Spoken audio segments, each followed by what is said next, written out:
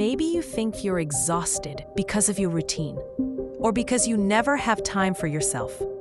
Or maybe it's just the chaos of the world.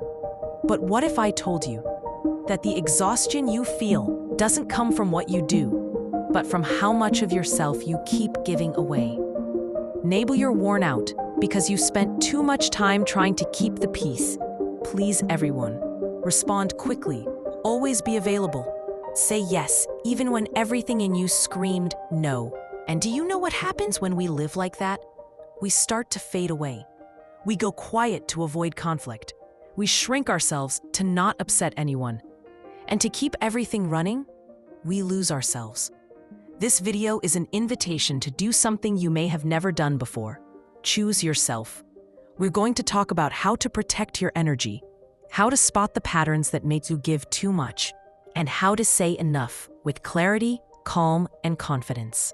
Because being always available isn't a sign of strength. It's a sign you've been forgetting about yourself. And when you start to remember who you are, your relationships shift, your life shifts. But most importantly, you shift. If this message speaks to you in any way, go ahead and hit subscribe and turn on notifications.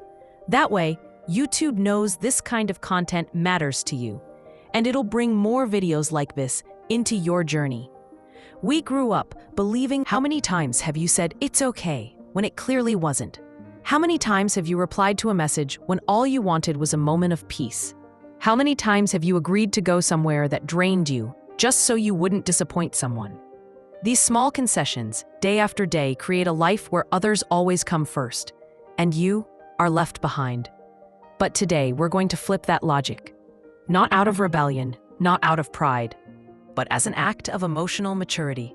In this video, we're going to explore what happens when you start saying fewer yeses to others and more yeses to yourself.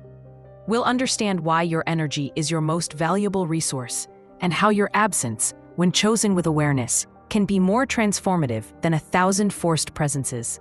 And you'll realize something powerful. The world doesn't fall apart when you protect yourself, but something inside you begins to rebuild. So I ask you, are you ready to stop reacting and start acting with intention? Because that's where your true strength begins. There's a kind of exhaustion that no blood test can detect. It doesn't show up as a fever or body ache, but it's there, deep in your chest, weighing on your shoulders, silencing your inner voice. You wake up already feeling behind. You spend the day trying to split yourself in 1,000 ways. And when night comes, you're not sure if you want to rest or just disappear for a few hours. But the truth is, this tiredness doesn't come from your routine or from having too much to do. It comes from something more subtle and far more dangerous. The habit of giving yourself to everyone all the time without realizing you're putting yourself last. Maybe you take pride in being always available. Maybe you even feel good about being the one who's always ready to help, to listen, to show up. But have you ever stopped to ask, what's the cost of that? You reply to messages when all you want is silence. You accept invitations that drain you just so you won't disappoint someone. You smile when everything inside you is screaming for space. And little by little, you become a supporting character in your own life. You mold yourself into what others need and forget who you really are. Do you know what happens when you become emotionally predictable? People get used to your availability. They stop asking if you can or if you want to.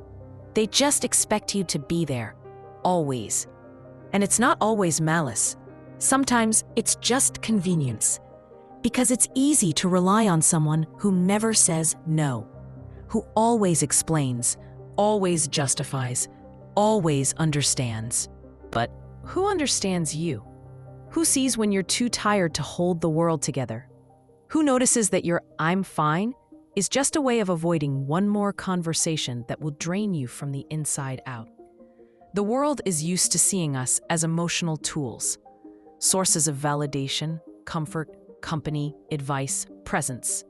And when we give that without filter, without protection, without asking ourselves if we truly want to, our energy becomes a currency, one that never returns. Maybe you think saying no is harsh, but the truth is, saying yes when you want to say no is the quietest way of abandoning yourself. And here's the cruel part. The more you give, the less people value what you give. Because anything that's always available becomes background noise. It becomes expected. It's not about becoming cold.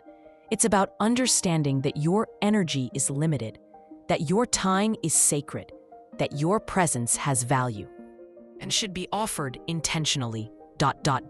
You're not here could be someone's emotional emergency button. You don't need to always be ready, always perfect, always okay. You're here to be whole. And sometimes that means pausing, taking a breath before reacting, waiting before replying, checking in with yourself before checking in with others. That tiny space between stimulus and response, that's where your freedom lives. That's where you stop reacting and start choosing. At first, it might feel strange. You'll feel guilty for not answering the phone. You'll doubt yourself for not replying to that message, for saying not today, for stepping back from people who drain you. But soon, silence begins to heal. In that quiet, you start to hear yourself again. And maybe for the first time in a long time, you ask, "What do I want right now?" And you actually hear the answer. This is where the rebuilding begins. It's not about stepping away from people. It's about coming back to yourself. And it's funny, because when you start choosing yourself, the world reacts. Some people pull away. Others get uncomfortable.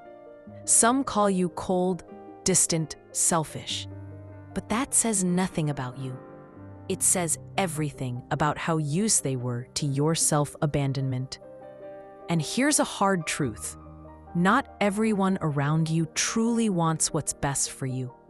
Many just want your yes, your support, your patience, your presence, as long as it's convenient.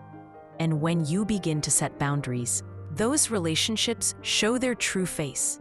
Emotional imbalances dressed up as love. But don't let that make you bitter. Let it make you stronger. Stronger to choose presence with intention, not obligation. You can still be kind, warm, caring, but now consciously. You choose who gets access. You decide how you spend your time, your energy, your boundaries. And that changes everything. It changes how you connect, how people see you, and most of all, how you feel at the end of the day. Because it's not about doing more, it's about doing it with meaning. That deep tiredness you feel, even on quiet days, it comes from a lack of real presence, from living on autopilot, from reacting to everything and everyone without checking if it even belongs to you. But when you start pausing, observing, saying no more often, waiting before answering, you begin to rebuild. And from that, something new is born inside you. A quiet strength, a steadier center, a clarity that doesn't rely on anyone's approval. You walk into a room and no longer need to prove yourself. Your words become fewer, your justifications disappear, and your presence begins to say what you once screamed to explain. That's emotional sovereignty. It's when you realize your energy is yours, and offering it to others becomes a sacred act. It's not about cutting people out of your life.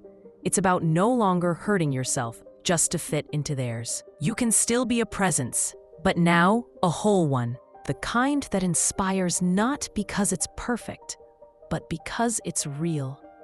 And maybe that's the greatest power of all. Silent authenticity. The kind that needs no proof, that avoids unnecessary fights, that doesn't respond to every attack, that knows the value of silence and the weight of every yes it chooses to give. You're not selfish for protecting yourself. You're wise. You're not distant for stepping back from what drains you. You're clear. You're not too much for no longer being always available. You're someone who finally learned how to honor yourself. And that is everything.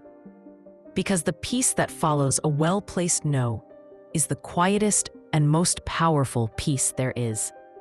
And it will come. Because the truth is, for a long time, you gave too much, and now perhaps you don't even know what it's like to live centered in yourself. You no longer know what you like, what you want, what truly nourishes you, but that's part of the process.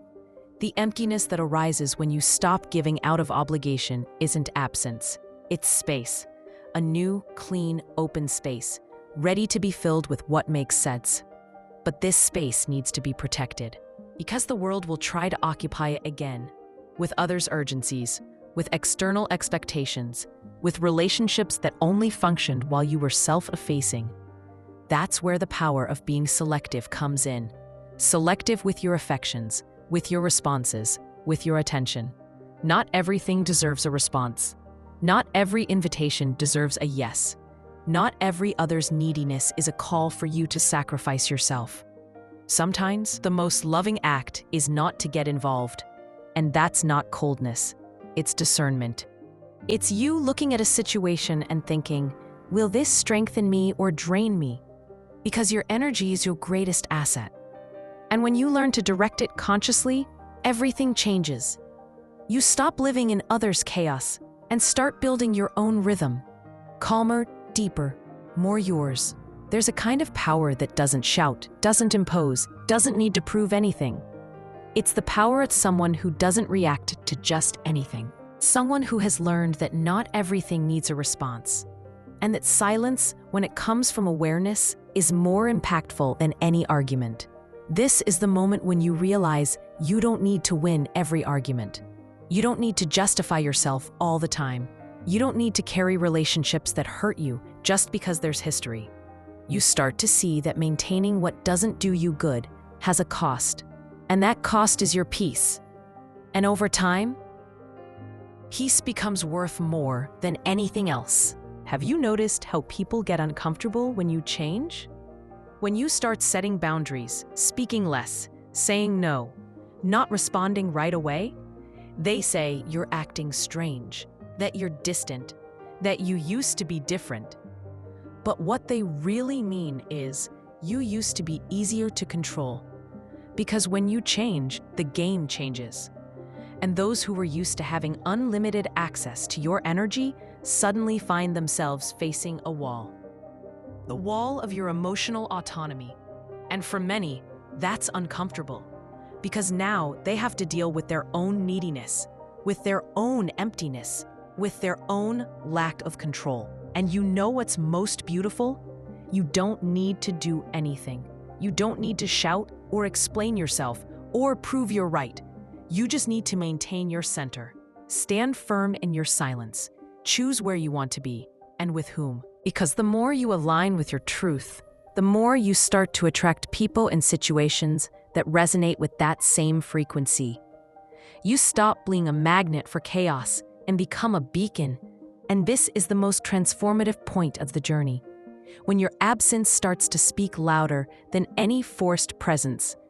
When your no carries more weight than all the yeses you gave to please. And when your silence becomes a mirror, revealing to the other what they don't want to see in themselves. Your energy is precious, and the more you protect it, the more you realize not everyone deserves access. Not every relationship is worth the effort.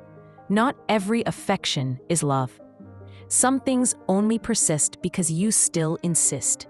Some ties only exist because you still react. Some people only stay close because you still self-efface. But when you stop, everything collapses.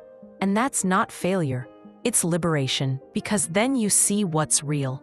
Who stays, who respects, who understands, and more importantly, you see who you are without the burden of keeping everything running. You weren't born to be anyone's support. You were born to be whole and to live from that place. It may hurt at first. You'll miss the old pattern, the conditioned affection, the quick validation. But soon something new comes, lightness. And with it comes a peace you may have never felt before.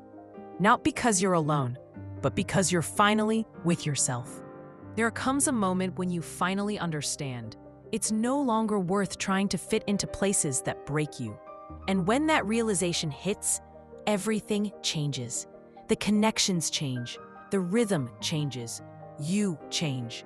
And what once felt like loneliness becomes freedom. You begin to clearly see who was really with you and who was only there for what you gave. Your absence starts to speak louder than any forced presence. Your silence says more than 1,000 justifications. And your no begins to echo as a yes to yourself. And maybe that's the real turning point, when you stop being everyone else's answer and start being truly present in your own life. Now tell me, if today you chose to put yourself first, what would change in your life? If this video touched you, stay a little longer. There's another video right here on the screen. It might be exactly what you need right now. Thank you for watching, and I'll see you in the next video.